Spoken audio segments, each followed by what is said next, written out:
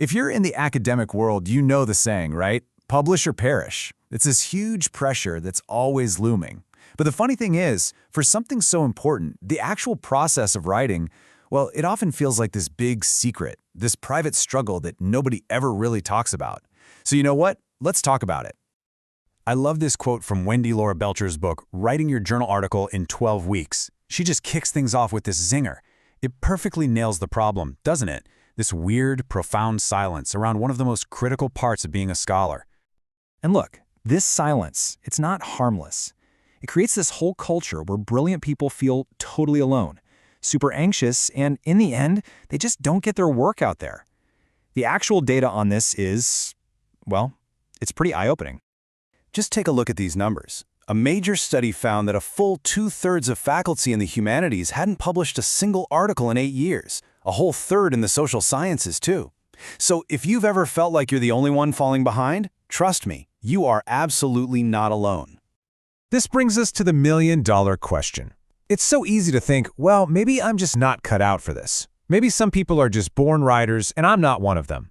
But what if that entire idea is just wrong?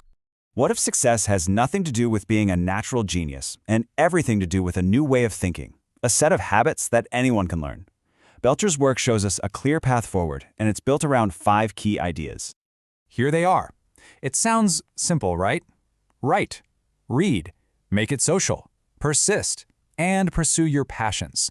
These 5 things are the foundation for a productive and, get this, an actually enjoyable writing life. Let's dig into a few of the most powerful ones. Okay, let's start with this first one, because honestly, it is a complete game changer. It goes against one of the biggest and frankly most destructive myths out there about academic writing. So many of us are what you'd call binge writers. Sound familiar? You wait for a huge, open chunk of time, then you work like crazy in these super intense, emotionally draining sessions. And what happens after? You're completely wiped out, and you avoid writing for weeks. The alternative is daily writing. Short, regular, kind of boring sessions that actually build a habit that sticks.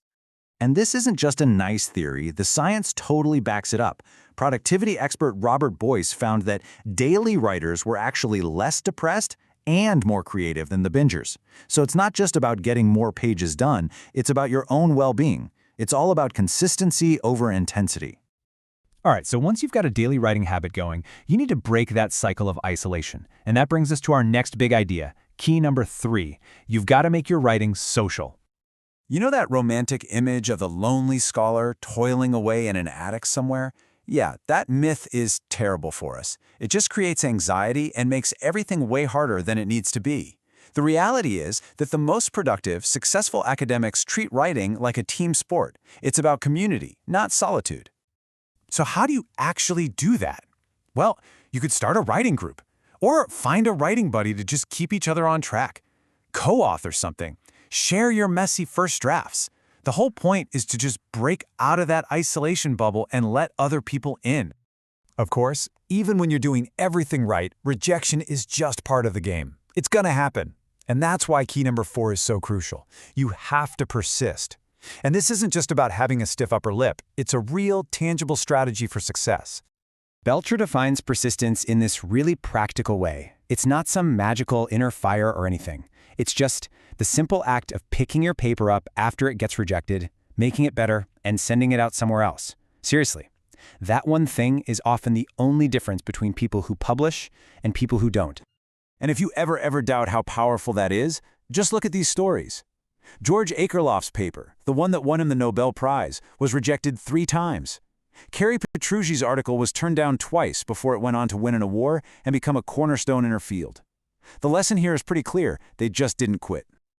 So what is it that fuels this whole thing? The daily writing, the socializing, the persistence when you get knocked down. Where does that energy come from?